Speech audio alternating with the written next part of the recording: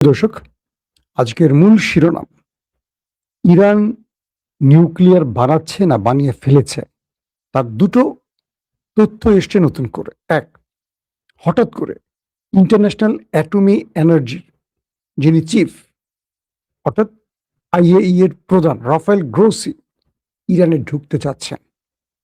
Iran তাকে বলছে, আসো তুমি, তোমাকে ঢোকাবো। কোন দিক দিয়ে ঢোকাবো বুঝতে পারছেন তো? হঠাৎ করে এই রাফায়েল গ্রোসি কেন ইরানে ঢুকতে চাচ্ছেন? আমেরিকা ইসরায়েলের খেলাটা কি? ২ নম্বর খবর, চীন পাকিস্তানের হাতে 5th প্রজন্মের যুদ্ধ বিমান দিতে যাচ্ছে, যে খবরে ভারতের ঘুম হারাম হয়ে গেছে। চীন কি খেলাটা খেলতে চায় বাংলাদেশ এবং পাকিস্তানকে নিয়ে? এই দুটো প্রসঙ্গে আজকে ডিটেল আলোচনা দেব আপনাদের। শুনতে এবং দেখতে পাচ্ছেন আশা করি, না? জি, শামীম ভাই, আপনি দেখছেন আমাকে অন্তরস্থল থেকে ভালোবাসা জানিয়েছেন, আপনার জন্য শুভেচ্ছা শামীম ভাই। মোজাম্বিক থেকে দেখছেন মফিজ ভাই, জি, আপনাকেও ভালোবাসা জানাচ্ছি। তো এখন এই মুহূর্তে দুটো প্রসঙ্গ আমাদের সামনে আসছে। এক, ইরানের ভেতরে যে পরমাণু বিজ্ঞানীরা একের পর এক অর্থাৎ ধারাবাহিক মারা গেলেন, ইরান কাকে সবচেয়ে বেশি সন্দেহ করছে?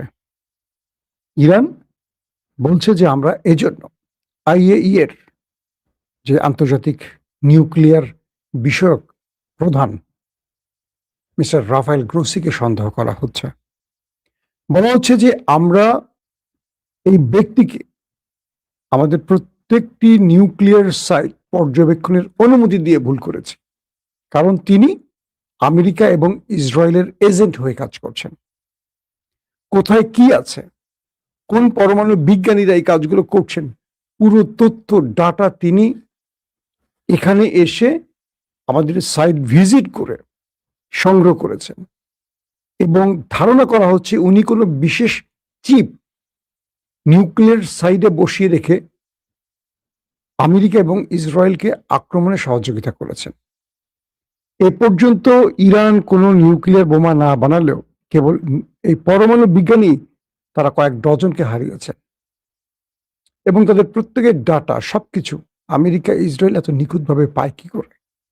তো এ থেকে ইরান বলছে যে এই রাফায়েল গ্রোসি তাদের সন্দেহের প্রথম তালিকায় রয়েছেন, এবং তিনি এখানে এসে সাইট ভিজিট করছেন আর ভেতরে ইসরায়েল এবং আমেরিকার সিআইএ এবং মোসাদের এজেন্ট হয়ে কাজ করছেন। সো তাকে আর ইরানের ভেতরে ঢুকতে দেওয়া হবে না। যখন রাফায়েল গ্রোসি ইরানের ভেতরে ঢোকার অনুমতি চেয়েছেন, ঠিক সেই সময়টি ইরান আবার এই ঘোষণাটি দিল। মূলত 100 দিনের লড়াই শেষে 40 দিনের যুদ্ধ, তারপর যুদ্ধবিরতি, সব মিলে প্রায় 20 দিনের কাছাকাছি হয়ে গেল। আমেরিকা এখন পর্যন্ত জানছে না, ইসরায়েল এখন পর্যন্ত জানছে না ইরানের সেই নিউক্লিয়ার সাইটগুলোর অবস্থা, কিংবা ইরানের যে পরমাণুগুলো আছে, সমৃদ্ধকরণ পরমাণুগুলো আছে, এগুলো কোথায় আছে, কি অবস্থায় আছে। যে কারণে আমেরিকা এই বিষয়টি নিয়ে যথেষ্ট টেনশনে আছে। পাশাপাশি আমেরিকা এবং ইসরায়েল চিন্তা করছে যে এই সময়টির মধ্যে ইরান এটিকে 60% থেকে 90% সমৃদ্ধ করে কোনো অ্যাটম বোমা বানিয়ে ফেলেছে কিনা। তো এই জন্যই আমেরিকা এবং ইসরায়েল তারা রাফায়েল গ্রোসিকে নতুন করে ইরানের ভেতরে পাঠিয়ে তথ্য উপাত্ত সংগ্রহের কাজ করতে চান। এটি হলো ইরানের অভিযোগ। তো সেই আলোকে ইরান রাফায়েল গ্রোসির উপর নিষেধাজ্ঞা দিয়ে বসেছে, বলছে আমাদের সাথে আমেরিকার 60 দিনের যে চুক্তিটি, অর্থাৎ আগামী 60 দিন আমরা যুদ্ধবিরতি মেনে চলব, শান্তি চুক্তির নিয়ম ফর্মুলা মেনে চলব, কিন্তু এই 60 দিনের মধ্যে কোনো আইএই এর অর্থাৎ অ্যাটমি এনার্জি কোনো ব্যক্তিরা এই দেশে আসবে না। 60 দিন পর আমরা একটি মেকানিজমের মাধ্যমে 2 দেশ আবার আলোচনায় আসব। সেই সময়টি আমরা নির্ধারণ করব ইরান তার নিউক্লিয়ার বিষয়ে কি সিদ্ধান্ত নিবে, বা আমেরিকার কি চাইছে, বা আন্তর্জাতিক ইউনিটি বা জাতিসংঘ কি চাইছে। কিন্তু এর মধ্যে আমরা কোনোভাবে আইএই এর কোনো সদস্যকে ইরানে ঢুকতে দেব না। বাস, আমেরিকা ইসরায়েলের চাল ভেস্তে গেল। কারণ এই ব্যক্তির মাধ্যমে ট্রাম্প নেতানিয়াহু বোঝার চেষ্টা করছিল ইরান কি করছে আসলে তার সমৃদ্ধকরণ ইউরেনিয়াম, এটি কি বোমায় রূপ নিয়েছে, বা আমেরিকা আদৌ কতটুকু ক্ষতি করতে পেরেছে, বা ইরান তার নিউক্লিয়ার সাইটগুলোকে কতটুকু সংস্কার করে আবারও কাজ শুরু করেছে। টোটাল ডাটা আমেরিকার জানার বাইরে। ইরান এমন ভাবে ভেতর থেকে, অর্থাৎ এই ইন্টারন্যাশনাল মানে আইএই এর যে সদস্যদের তথ্য, সে তথ্যের মাঝে এমন ভাবে দেয়াল তৈরি করে দিয়েছে আমেরিকা ইসরায়েল এই মুহূর্তে কোনো তথ্য নিতে পারছে না। আর তাই তাকে পাঠানোর চেষ্টা করছে। তিনি এখন সাংবাদিক সম্মেলন করছেন বা ক্যামেরায় এসে বলছেন যে আমি ইরান যেতে চাই, কিন্তু ইরান আমাকে অনুমতি দিচ্ছে না। ইরান বলছে তোমাকে আর কখনোই অনুমতি দেওয়া হবে না, তুমি হলে দুটো দেশের এজেন্ট, তোমার কারণে আমাদের এই লোকগুলো মারা গেছে। সো তোমাকে পৃথিবী উল্টে গেল, যদি যুদ্ধ আবারও শুরু হয় হবে, তোমাকে ঢোকার অনুমতি দেয়া হবে না, হবে না, হবে না। বুঝতে পারছেন খেলা কোন দিকে চলে গেছে। এখন ট্রাম্প কি করবেন? এখন ট্রাম্প হাউকাউ করবেন। ইসরায়েলের নেতা নিয়ে এখন ট্রাম্পকে বলবে তুমি তো যুদ্ধবিরতি ঘটিয়ে ফেলেছ, ইরানকে সব দিয়ে দিয়েছ, এখন দেখো ইরান কি করে। এই তো ইরান বোমা বানিয়ে ফেলছে। প্রশ্ন হলো, রাফায়েল গ্রোসি কখনো ইসরায়েলকে প্রশ্ন করেছে তোমার কাছে ডিমোনাতে যে 90টি অ্যাটম বোমা রয়েছে, নিউক্লিয়ার বোমা রয়েছে, তুমি এটা স্বীকার করছো না কেন? অথবা এই অ্যাটমি এনার্জি এই সংস্থাটি কখনো ইসরায়েলকে প্রশ্ন করেছে তোমার কাছে কি আদৌ নিউক্লিয়ার আছে কি নেই? যদি থাকে তুমি স্বীকার করছো না কেন? তুমি কোন নিয়ম এটি বানিয়েছো? যদি না থাকে তাহলে ডিমোনাতে কি আছে? 90টি যে নিউক্লিয়ার বোমা আছে বলে বিভিন্ন গণমাধ্যমে আসে, এগুলো কোথায়? এই বিষয়ে রাফায়েল গ্রোসি কখনো ইসরায়েলকে প্রশ্ন করেনি। তাদের সকল চিন্তা চেতনা ইরানকে ঘিরে। অথচ ইরান এখন পর্যন্ত, বা আমেরিকা এখন পর্যন্ত, বা এই রাফায়েল গ্রোসিরা এখন পর্যন্ত প্রমাণ করতে পারেনি ইরানের কাছে নিউক্লিয়ার আছে কি নেই।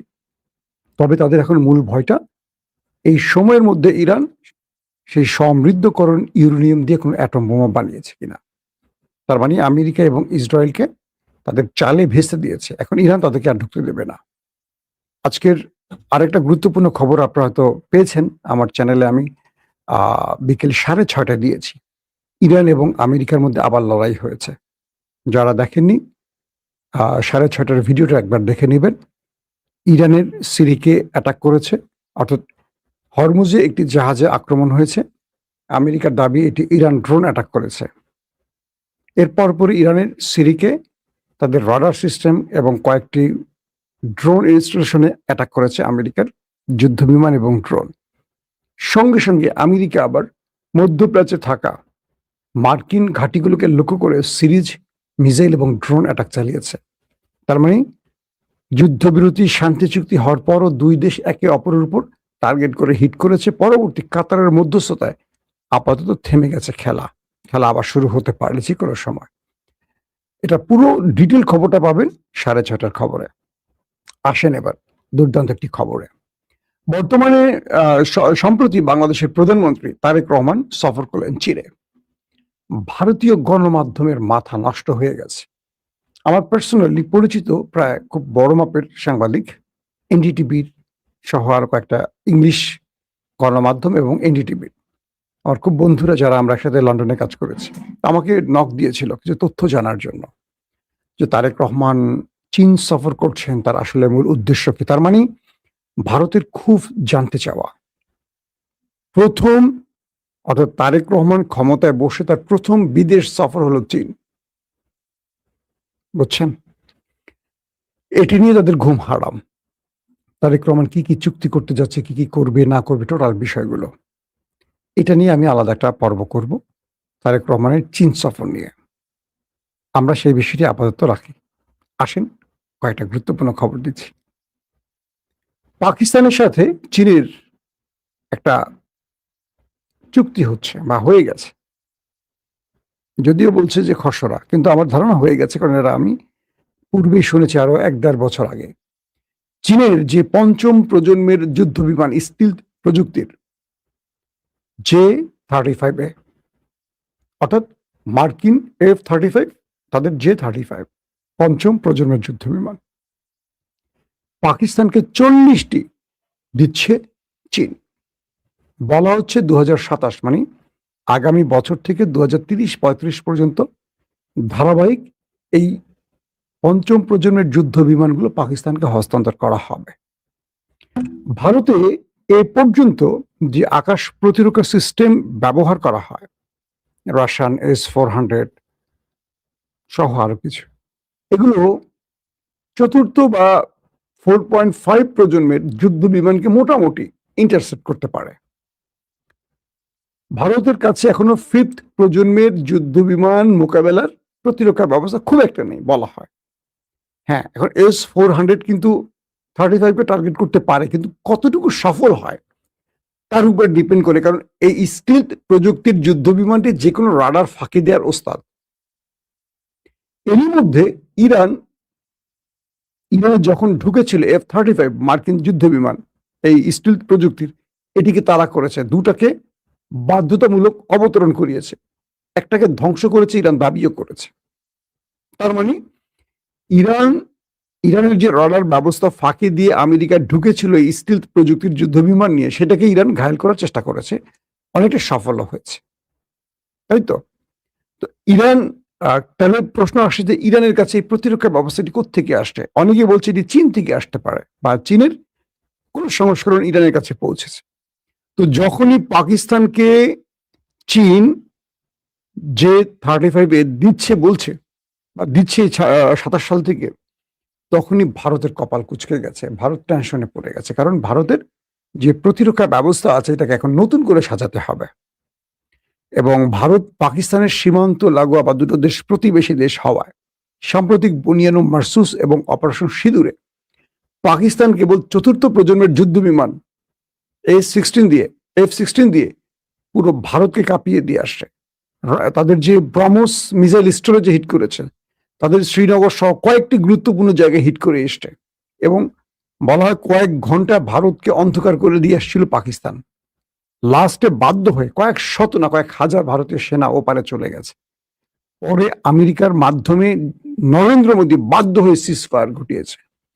তো সেই পাকিস্তানের হাতে যদি এখন এই স্টিলথ প্রযুক্তি, পৃথিবীতে এই মুহূর্তে যুদ্ধ বিমানের ক্ষেত্রে ৫ম প্রজন্মের স্টিলথ প্রযুক্তির আমেরিকার, রাশিয়ান হলো Su-35, আর এদের হলো J-35, ওদের F-35, এই 3টি দেশের কাছে যে ৫ম প্রজন্মে আছে, এই ৫ম প্রজন্মের খেলা পাকিস্তানের কাছে পৌঁছে যাওয়া মানে হলো ভারতের জন্য ঘুম হারাম হওয়ার ঘটনা। ভারতকে বিশাল বিশাল অ্যামাউন্ট খরচ করে এখন প্রতিরক্ষা ব্যবস্থা, রাডার সিস্টেমকে আপডেট করতে হবে, এক। ২ নম্বর, ইলেকট্রনিক্স ওয়ারফেয়ারের যে খেলা, সেই খেলা তুরস্ক এবং চীন পাকিস্তানকে যা দিয়েছে সেটা কিন্তু ভারতের কাছে নেই। ভারতের কাছে প্রায় ৫ থেকে ৬০০ ফাইটার জেট আছে মনে করেন, এর মধ্যে সেকেলে একেলে আগামীকালের কয়েক কালেরই আছে, কিন্তু তাদের কাছে যে সবচেয়ে পাওয়ারফুল রাফায়েল, সেই রাফায়েলকে ৫টিকে মাটিতে শুইয়ে দিয়েছিল বুনিয়ানুম মারসুসে পাকিস্তান। তো সবকিছু মিলে আকাশ যুদ্ধে পাকিস্তান বরাবরই ভারতকে বিট করছে। এর আগে অভিনন্দনকেও শুইয়ে দিয়ে চাখা হয়েছিল, মনে আছে আপনাদের? তো ভারত যতই বলুক তাদের কাছে রাফায়েল আছে, এটা আছে, ওটা আছে, কিন্তু পাকিস্তান তার যুদ্ধ বিমানের খেলায়, আকাশের খেলায় ভারতকে বারবারই টেক্কা দিচ্ছে। তো সেই পাকিস্তান, এখন পাকিস্তানের সেই পাইলটরা এই মুহূর্তে চীনে নাকি তারা J-35 যুদ্ধ বিমানের ট্রেনিং নিচ্ছে চীনে। অর্থাৎ চীন তাদেরকে যে যুদ্ধ বিমানগুলো দেবে, এটা পরিচালনার জন্য পাকিস্তানের একটা চৌখুশ পাইলট গ্রুপ যারা যুদ্ধ বিমান চালাচ্ছেন, তাদেরকে চীনে পাঠিয়ে ট্রেনিং দেওয়া হচ্ছে। পাকিস্তান, তারা বাংলাদেশকে J-10C দিচ্ছে, কথা চলছে। পাশাপাশি 17 থান্ডার, যেটা পাকিস্তান এবং চীন নির্মিত, এগুলো দেওয়ার কথা চলছে। এগুলো পেলে বাংলাদেশ মোটামুটি আকাশে ভারতকে বিট করার সক্ষমতা অর্জন করবে। সংখ্যায় কতটি সেটা পরের কথা, কিন্তু ভারত অ্যাটাক করলে বাংলাদেশ নীরবে বসে থাকবে না, বাংলাদেশও পারবে, সেটার একটা বিষয় বললাম। পাশাপাশি তুরস্ক বাংলাদেশকে ড্রোন দিচ্ছে, চীন বাংলাদেশকে আরো কি কি দিবে সেই বিষয়টি হয়তো আমরা সামনে বলবো তারেক রহমানের এই আলোচনার আরো কিছু আদ্যপান্ত জেনে। কিন্তু পাকিস্তান যদি পঞ্চম প্রজন্মের যুদ্ধ বিমান পেয়ে থাকে, এটি হবে বাংলাদেশের জন্য আরেকটা খুশির খবর। কারণ পাকিস্তানের সাম্প্রতিক সময় একটা বড় পাইলট যারা ভারতের আকাশে উঠে ভারতকে পরাজিত করেছে, আমি জেনেছি তারা বাংলাদেশে এসে বাংলাদেশের পাইলটদের ট্রেনিং এর একটি সেশন করেছেন পাকিস্তান থেকে এসে। এই যে যাত্রাটা শুরু হয়েছে, এটা নরেন্দ্র মোদীর জন্য খুব টেনশনের কারণ হয়ে গেছে। তাই বলতে হবে এই মুহূর্তে তারেক রহমানকে সবচেয়ে সজাগ যেমন থাকতে হবে এবং সবচেয়ে নিরাপদ অবস্থায় তাকে থাকতে হবে, বা তার আশেপাশে যারা আছেন সবাই তো আর বিশ্বাসী না, বিশ্বাসীর মধ্যে অবিশ্বাসী থাকে। যেমন জিয়াউর রহমানকে প্রাণ দিতে হয়েছে, তারেক রহমান যেই পরিকল্পনায় এগুচ্ছেন সেই পরিকল্পনাগুলো বাস্তবায়ন করতে হলে তার জন্য আমাদেরকে অনেক সজাগ থাকতে হবে। কারণ এইটুকু বিশ্বাস করি, তার এই চীন সফর ভারতের কাছে গলার কাটা হয়ে যাচ্ছে। হয়তো অনেক কিছু প্রকাশ্য অপ্রকাশ্য হবে যেটা আমি আপনি জানেন না, জানিও না, মিডিয়াও আসবে না। হয়তো সেই তথ্য কোনো না কোনোভাবে রয়ের হাত ধরে ভারতের কাছে আছে। তো সবকিছু মিলে আমরা একটা বাক্য বলতে পারি, তুরস্ক, চীন, পাকিস্তান যদি আমাদের পাশে থাকে, নরেন্দ্র মোদীর ভারত আমাদের একটা চুল ছিঁড়তে পারবে না। তাই আমাদের কূটনীতিতে প্রতিবেশী ভারতের সাথে বন্ধুত্ব আমরা চাই, তবে তাদের দখলদারিত্ব এটা আমরা মানব না, তাদের খবরদারি আমরা মানব না। আমরা বন্ধুত্ব চাই সমতার ভিত্তিতে। আবারও বলছি, সমতার ভিত্তিতে, ছোট আর বড় ভাই হিসেবে না। দুটো রাষ্ট্রের ফ্রেন্ডশিপ আমরা দেখতে চাই, ভারত এবং বাংলাদেশের বন্ধুত্ব আমরা দেখতে চাই। কিন্তু তুমি আমাকে মদ দিবা, গাঁজা দিবা, ইয়াবা দিবা, ফেন্সিডিল দিবা, আর 54 বছরে আমাদের সীমানায় মানুষ মারবা, কোনোদিন আমাদের মানে সামরিক বাহিনীকে তুমি আধুনিক হতে দিবা না, কি আমাদের বিমান বাহিনীকে আধুনিক হতে দিবা না, নৌবাহিনীকে আধুনিক হতে দিবা না, কারণ তোমার জন্য আতঙ্ক। তাহলে এমন বন্ধুত্ব আমরা চাই না। তোমার নেশা তুমি খাও, আমরা প্রয়োজনে তুরস্ক, চীন, পাকিস্তান বা আরো যদি ইরান, প্রয়োজনে ইরানের থেকে আমরা মিসাইল আনবো, শাহেদ ড্রোন আনবো, ভুরি ভুরি আনবো, এনে আমরা আমাদের সীমান্ত না শুধু আমাদের দেশকে অরক্ষিত করব। আমি তারেক রহমানের সাম্প্রতিক যে পলিসিগুলো দেখছি, সেই পলিসিগুলো নিশ্চিন্তে তিনি নীরবে খেলছেন বলে মনে হচ্ছে। তার এই খেলাটা অবশ্যই সফলভাবে বাংলাদেশকে এগিয়ে নেবে। প্রত্যেকে ভালো থাকবেন। আল্লাহ হাফেজ। ইরান এবং আমেরিকার মধ্যে যে সমঝোতা স্মারক সই হয়েছে তা ভেঙে যাওয়ার উপক্রম হয়েছে। আমেরিকা ইরানের উপর হামলা চালিয়েছে এবং পাল্টা জবাবে ইরানও আমেরিকার সামরিক স্থাপনাগুলোতে হামলা চালিয়েছে। এদিকে বাহরাইনে মার্কিন পঞ্চম নৌবহরের ঘাঁটিতে ইরান যে হামলা চালিয়েছিল তাতে প্রথম দিকে যে ক্ষয়ক্ষতির খবর বেরিয়েছিল, এখন নতুন করে খবর আসছে সেই ক্ষয়ক্ষতির মাত্রা কল্পনার চেয়েও ভয়াবহ। এক রিপোর্টে বলা হচ্ছে শুধু মার্কিন পঞ্চম নৌবহরের ঘাঁটিতেই অন্তত $400 মিলিয়ন ক্ষতি হয়েছে। এ অবস্থায় আমেরিকা বাহরাইন থেকে পঞ্চম নৌবহরের ঘাঁটির একটা বিরাট বড় অংশ ইসরায়েলে সরিয়ে নেওয়ার চিন্তা করছে। এই রকম সময়ে ইরানের পররাষ্ট্রমন্ত্রীর সাথে অন্তত 5টি দেশের পররাষ্ট্রমন্ত্রীর ফোন আলাপ হয়েছে। এই ফোন আলাপের মধ্যে রয়েছেন সংযুক্ত আরব আমিরাতের পররাষ্ট্রমন্ত্রী। আসলে তিনি কি বার্তা দিয়েছেন ইরানকে? দর্শক, এই সব বিষয় নিয়েই এখন আলোচনা করব। আশা করি আপনারা সবাই শেষ পর্যন্ত সঙ্গে থাকবেন।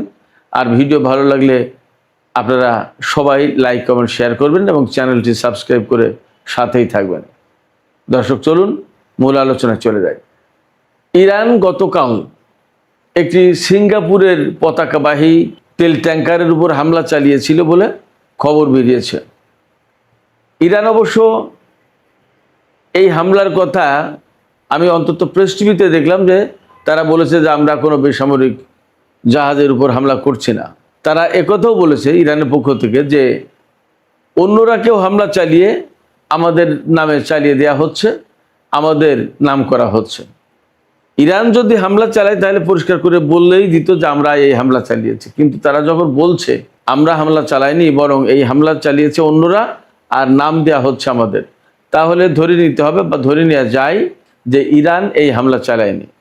এই হামলার অজুহাতে আমেরিকা ইরানের সিরিক দ্বীপ এবং উপকূলীয় অঞ্চলের বেশ কয়েকটি রাডার, ক্ষেপণাস্ত্র সংরক্ষণাগার, এরকম বেশ কয়েকটা জায়গায় হামলা চালিয়েছে। অন্তত 4টা লক্ষ্যবস্তুতে হামলা চালিয়েছে। 6টি বিমান দিয়ে 4টি লক্ষ্যবস্তুতে হামলা চালিয়েছে। এই হামলার পর ইরানও একেবারে তাৎক্ষণিকভাবে জবাব দিয়েছে। মধ্যপ্রাচ্য অঞ্চলে যে মার্কিন ঘাঁটিগুলো রয়েছে সে সমস্ত জায়গায় হামলা চালিয়েছে। ইরানের প্রেস টিভিতে এই খবর দেওয়া হয়েছে, তবে কোন কোন জায়গায় হামলা চালিয়েছে ইরান সেটা বিস্তারিত বলেনি। আর আমি টাইমস অফ ইসরায়েল থেকে শুরু করে CNN, আল জাজিরা বিভিন্ন জায়গায় খবর দেখলাম। আল জাজিরা অবশ্যই হামলা পাল্টা হামলার কথা বলেছে, কিন্তু টাইমস অফ ইসরায়েল বা CNN বা BBC এরকম কোনো জায়গায় দেখলাম না যে ইরানও পাল্টা জবাব দিয়েছে। সব জায়গায় দেখলাম যে আমেরিকা ইরানের উপর হামলা চালিয়েছে, কিন্তু ইরান যে আমেরিকার উপর পাল্টা হামলা চালিয়েছে এই খবর খুব একটা নেই। এখানেই পশ্চিমা গণমাধ্যমের সাথে ইরানের গণমাধ্যমের পার্থক্য, আর অনেকের সাথে আমারও পার্থক্য। অনেকেই শুধু পাশ্চাত্যের গণমাধ্যমগুলো ফলো করে, আর আমি যেহেতু রেডিও তেহরানে কাজ করেছি, ইরানে ছিলাম, সে কারণে ইরানের গণমাধ্যমগুলো আমি যথেষ্ট ক্লোজলি মনিটরিং করি এবং আমি ফলো করি। তো ইরানের প্রেস টিভিতে বলা হচ্ছে যে IRGC মিডল ইস্টের বিভিন্ন ঘাঁটিতে, আমেরিকার ঘাঁটিতে হামলা চালিয়েছে। তো এই জায়গায় যা বোঝা যাচ্ছে, দেখুন, ইরান এবং আমেরিকার মধ্যে যুদ্ধবিরতি চলছে, মাঝে মাঝেই যুদ্ধবিরতি লঙ্ঘন চলছে, এবং আমেরিকা দাবি করছে না যুদ্ধবিরতি বহাল আছে। যুদ্ধবিরতি যদি বহাল থাকে, আবার মাঝখানে হামলা চালানো, আবার বহাল, এটা কেমন কথা? হয় যুদ্ধ করো, না হয় বন্ধ করো। চুক্তি করে আবার ভঙ্গ করা, এটা তো ভালো কথা না। এখানে যে পরিস্থিতি তৈরি হয়েছে তাতে এমন আশঙ্কা কিন্তু আগের থেকেই ছিল যে ইরান আর আমেরিকার মধ্যে যে সমঝোতা হলো, এই সমঝোতা কি থাকবে, টিকবে? এই আশঙ্কা, এই কনফিউশন, এই দ্বন্দ্ব, সংশয়, এটা কিন্তু মানুষের মনে ছিল। এই সমঝোতা কি আসলে টিকবে? আসলে কি ইরান এবং আমেরিকার মধ্যে চূড়ান্ত চুক্তি হবে? গত সপ্তাহে সুইজারল্যান্ডের জেনেভা শহরে ইরান এবং আমেরিকার মধ্যে আলোচনা হয়েছে। তার আগে তো ইরান এবং আমেরিকা এবং পাকিস্তান ডিজিটালি এই সমঝোতা স্মারকে সই করেছিল। তারপরে ইরান এবং আমেরিকার কর্মকর্তারা বা প্রতিনিধি দল আলোচনায় বসে। সেই আলোচনায় মধ্যস্থতাকারী হিসেবে কাতার এবং পাকিস্তানের প্রতিনিধি দল উপস্থিত ছিল। এই যে সুইজারল্যান্ডে যে আলোচনা হলো, সেই আলোচনায়ও কিন্তু কিছু চুক্তি হয়েছে। যেমন কাতারের মাধ্যমে ইরান তার বিদেশে আটকে থাকা অর্থ ফেরত পাবে, আমেরিকা ইরানকে কতদিনের ভিতরে কিভাবে অর্থ দেবে, এই সমস্ত সব কিছু দিয়ে একটা লিখিত চুক্তি হয়েছে। তারপরে কিন্তু পরমাণু আলোচনার ব্যাপারে কথা হয়েছে এবং লেবাননের যুদ্ধবিরতির ব্যাপারে কথা হয়েছে। এখন অনেকটা এগিয়ে গেছে ইরান এবং আমেরিকা। যুদ্ধবিরতি হয়েছে, তারপরে সমঝোতা স্মারক হয়েছে, তাতে সই দেওয়া হয়েছে, তারপরে আলোচনা হয়েছে, তারপরে দুই পক্ষের মধ্যে আরও কিছু চুক্তি হয়েছে। এই পর্যায়ে এসে যদি দুই পক্ষ একে অপরের উপর হামলা পাল্টা হামলা চালায়, তাহলে কিন্তু সত্যি সত্যি সেই দ্বন্দ্ব, সংশয় বেড়ে যায় যে ইরান এবং আমেরিকার মধ্যে মূল চুক্তিটা হবে কিনা, ইরান এবং আমেরিকার মধ্যে যে সমঝোতা হয়েছে এই সমঝোতা টিকে থাকবে কিনা, এবং সত্যি সত্যি ইরান এবং আমেরিকা এই যুদ্ধবিরতিকে স্থায়ী করবে কিনা, এই সন্দেহ, এই সংশয় কিন্তু বেড়ে যায়। এই জায়গায় মধ্যস্থতাকারী যারা ছিল, বিশেষ করে কাতার এবং পাকিস্তান, তাদের পক্ষ থেকে এখানে ভূমিকা রাখার প্রয়োজন আছে। তারা দ্রুতই যদি ভূমিকা রাখে, তাহলে আমার মনে হয় যে পরিস্থিতির অবনতি ঘটে যেতে পারে। এদিকে যে সংকটকে কেন্দ্র করে এই হামলা, নতুন করে হামলা পাল্টা হামলার ঘটনা ঘটলো, সিঙ্গাপুরের জাহাজে হামলা। ইরানের পক্ষ থেকে বলা হয়েছে যে একটি জাহাজ ইরানের নির্দেশিত যে রুট, সেই রুটে না গিয়ে একেবারে ওমান উপকূল দিয়ে যাওয়ার চেষ্টা করেছে। ওই দিক থেকে তো যাওয়া নিষেধ, IRGCর পক্ষ থেকে বলা হয়েছে। সেই কারণে তারা হামলা চালিয়েছে কোনো কোনো মিডিয়ায় বলা হচ্ছে, কিন্তু ইরান তো বললো যে না, তারা হামলা চালায়নি। সত্য মিথ্যা যাই হোক, এই হরমুজ প্রণালী পরিচালনার ব্যাপারে যেহেতু ইরানের হাতে কর্তৃত্ব থাকছে এবং ইরান আর ওমানের সাথে কিন্তু আলোচনা হয়েছে, সুইজারল্যান্ডের আলোচনা শেষ করে ইরানি প্রতিনিধি দল সরাসরি ওমানে গিয়েছিল, সেখানে আলোচনা হয়েছে এবং ইরান আর ওমান যৌথ বিবৃতিও প্রকাশ করেছে যে তারা যৌথভাবে এই হরমুজ প্রণালী ম্যানেজ করবে। ম্যানেজমেন্টের দায়িত্ব এই দুই দেশের হাতে থাকবে। এবং আজকে খবর পাওয়া যাচ্ছে ওমানের পররাষ্ট্রমন্ত্রী ইউরোপের বিভিন্ন দেশের সাথে আলাপ করেছেন। তিনি বলেছেন হরমুজ প্রণালী ব্যবহার করতে হলে জাহাজগুলোকে অবশ্যই একটা ফি দিতে হবে। সেই ফি দিতে হবে মূলত নৌ চলাচলে সহায়তা করার জন্য এবং দূষণ কন্ট্রোল করার জন্য, দূষণ নিয়ন্ত্রণ করার জন্য। পরিবেশ দূষণ তো হয়, জাহাজ চলাচল করলে বিভিন্ন রকমের বর্জ্য নির্গত হয়, মানুষের বর্জ্য থেকে শুরু করে সেখানে তো খাবার দাবার সব কিছুই চলে, তো এই সমস্ত সবই তো সাগরে যায়।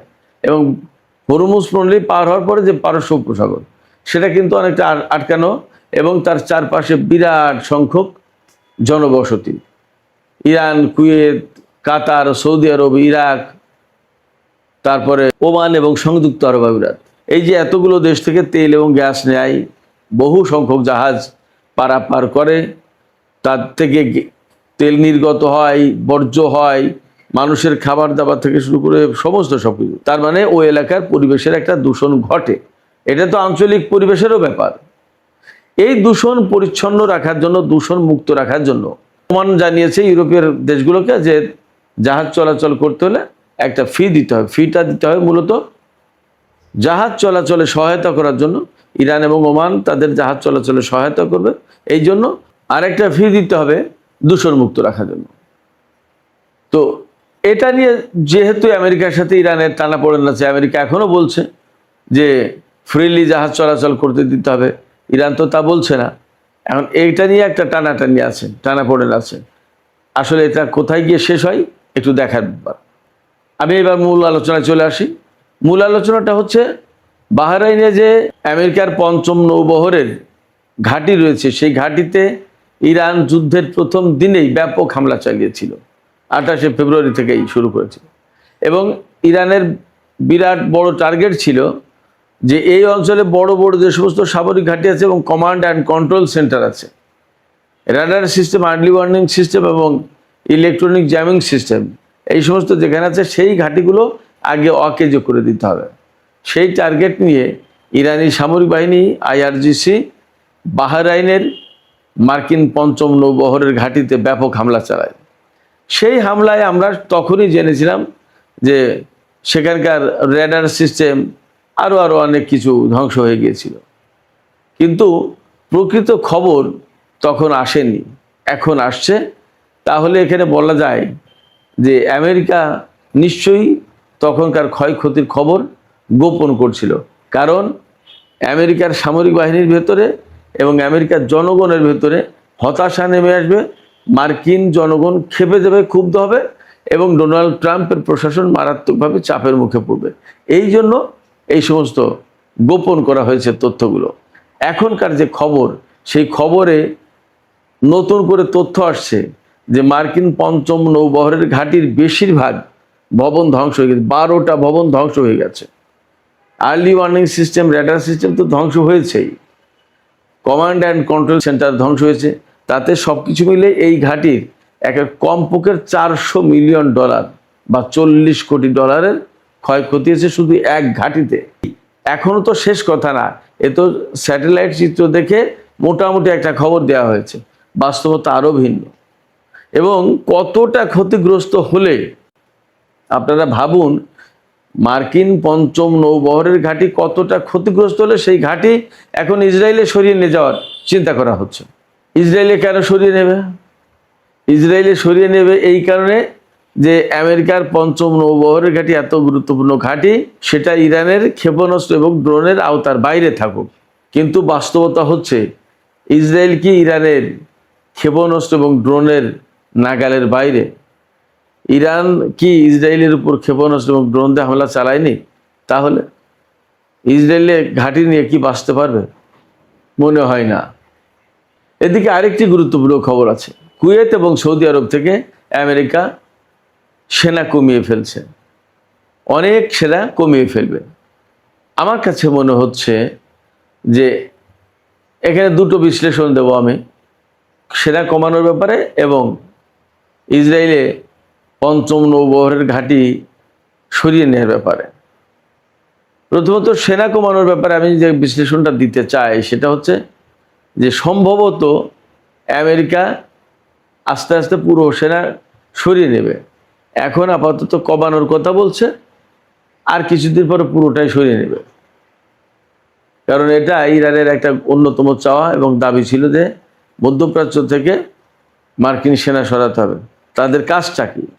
এবং এই দাবি এখন আরব দেশগুলোও করছে আমেরিকার কাছে যে তোমরা তো নিরাপত্তা দিতে পারছো না, তোমাদের তো দরকার নেই, তাহলে আমরা আমাদের ব্যাপারটা দেখি। এটা একটা ব্যাপার।